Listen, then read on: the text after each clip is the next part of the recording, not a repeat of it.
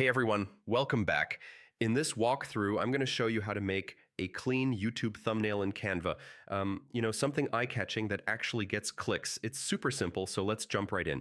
So first, search for YouTube thumbnail in Canva. Canva already has the perfect size, 1280 by 720 pixels, so you don't have to type anything manually. Next, you can pick a ready-made template or just open a blank canvas if you like building your thumbnails from scratch. Either one works fine. Now add a background. You can choose a solid color, a gradient, or upload a photo. Bright, clean backgrounds usually make the text stand out more. All right, now type your thumbnail title.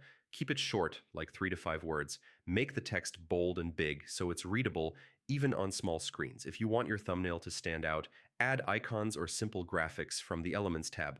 Just try not to overcrowd things. If you're making a personal or tutorial thumbnail, you can upload a picture of yourself. Canva has a background remover if you want that clean cutout look. Next, tweak the colors a bit. Increase brightness or contrast so everything looks sharp. And adding a soft shadow behind your text or your photo can help things pop.